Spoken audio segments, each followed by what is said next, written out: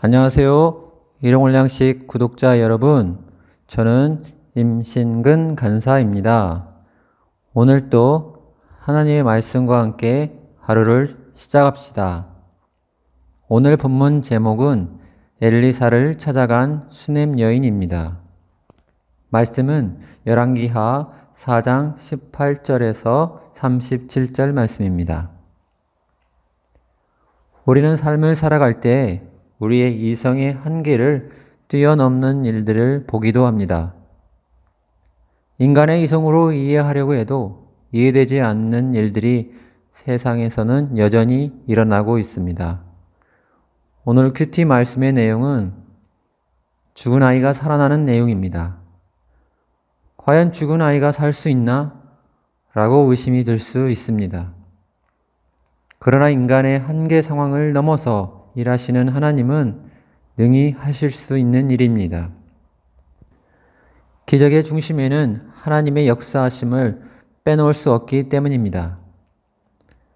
수넴 여인은 평소 하나님의 선지자 엘리사를 섬기는 삶을 살았습니다. 그의 헌신에 감동받은 엘리사는 그 가정에 가장 필요한 것이 무엇인지를 듣게 됩니다. 그리고 수넴 여인의 가정에서 아이가 태어날 것을 예언을 합니다.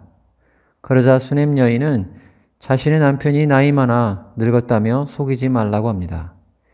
이 내용은 창세기에서 자식 없는 사라에게 자식이 있을 것이다 라는 메시지를 들었던 사라의 모습과 비슷해 보입니다.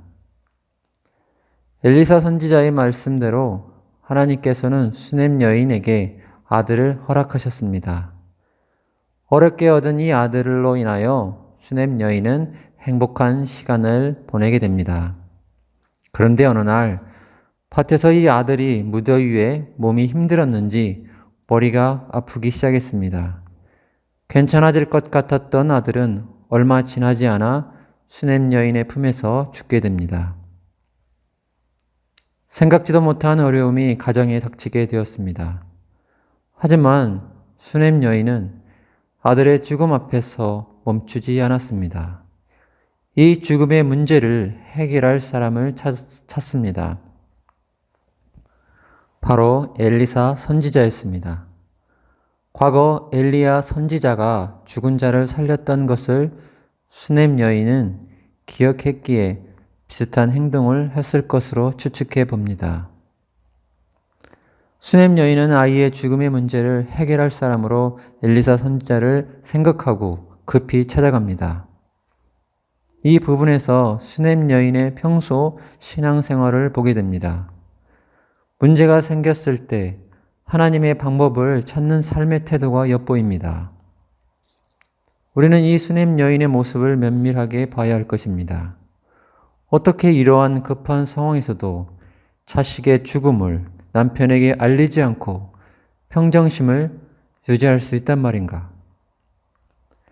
이 여인의 믿음이 얼마나 크기에 이렇게 행동할 수 있는지 그녀의 믿음에 대해 새삼 생각하게 됩니다. 그녀는 쉬지 않고 달려가 하나님의 사람 엘리사를 만납니다. 엘리사 또한 이 문제에 적극적으로 개입합니다. 수넴 여인은 자녀의 문제가 해결될 때까지 엘리사 선지자를 붙들고 있었습니다. 이후 엘리사가 수넴 여인의 집에 가서 아이를 위해 기도할 때에 살아나는 기적의 역사가 일어났습니다. 아이가 살아서 돌아오자 수넴 여인은 평안을 회복하였습니다. 오늘 말씀에서 우리는 수넴 여인의 믿음의 자세를 본받아야 할 것입니다. 하나님에 대한 절대적 신뢰가 없이는 이러한 행동을 할 수 없기 때문입니다. 믿음의 사람은 하나님께 끝까지 자신의 문제를 맡겨야 하며 인도해 주시는 하나님을 끝까지 신뢰해야 합니다. 이러한 하나님에 대한 믿음은 하루아침에 주어진 것이 아닙니다. 하나님이 하나님 되심을 언제나 바라보며 살아온 삶이 믿음의 행동으로 표현되기 때문입니다.